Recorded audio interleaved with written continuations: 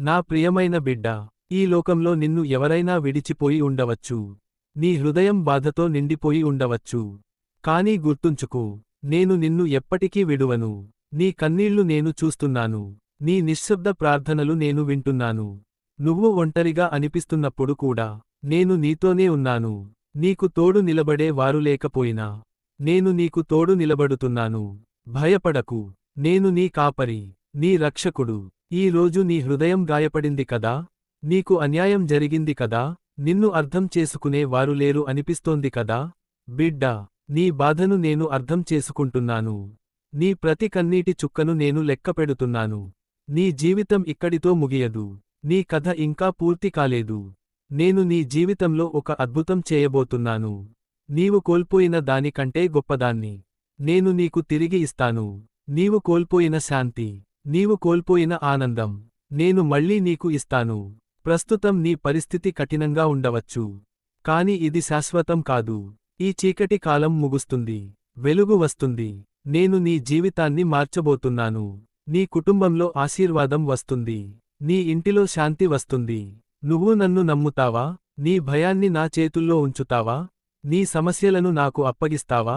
బిడ్డా, నన్ను నమ్ము. నిన్ను నేను ఎప్పటికీ నిరాశపరచను.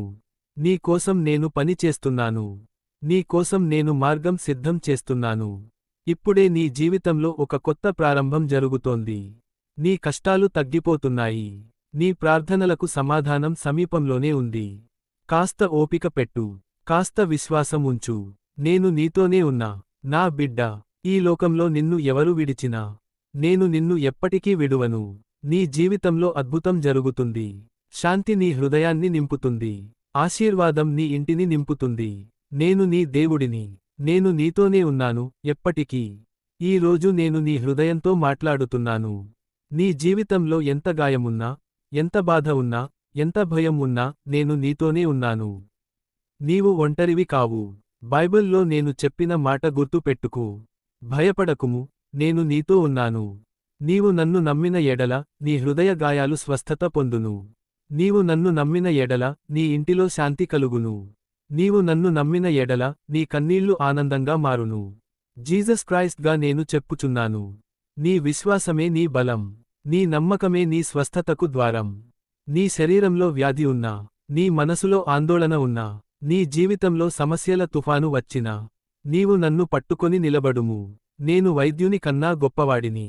నేను సమస్యల కన్నా పెద్దవాడిని. నేను చీకటి కన్నా వెలుగైన వాడిని.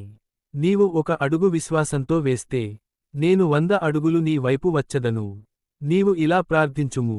ప్రభువా, నేను నిన్ను నమ్ముచున్నాను. నా జీవితాన్ని నీ చేతుల్లో ఉంచుచున్నాను. అప్పుడు నీ హృదయంలో ఒక శాంతి ప్రవహించును. ఆ శాంతి ప్రపంచం ఇవ్వలేనిది. గుర్తు పెట్టుకో, నమ్మకం ఉన్న చోట అద్భుతం జరుగును. విశ్వాసం ఉన్న చోట స్వస్థత కలుగును. నీ జీవితం మీద నా ఆశీర్వాదం ఉండును.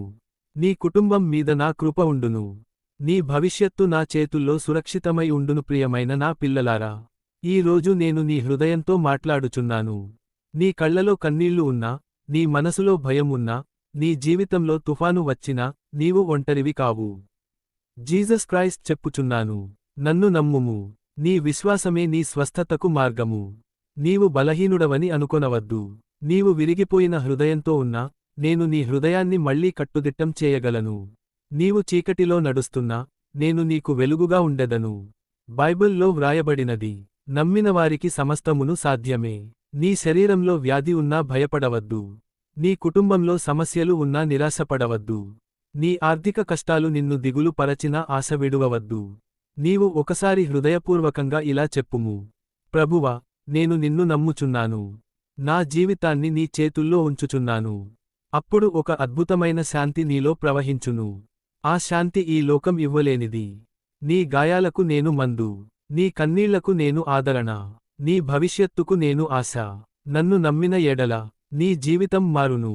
నీ హృదయం స్వస్థత పొందును. నీ ఇంటిలో ఆనందం నిండును.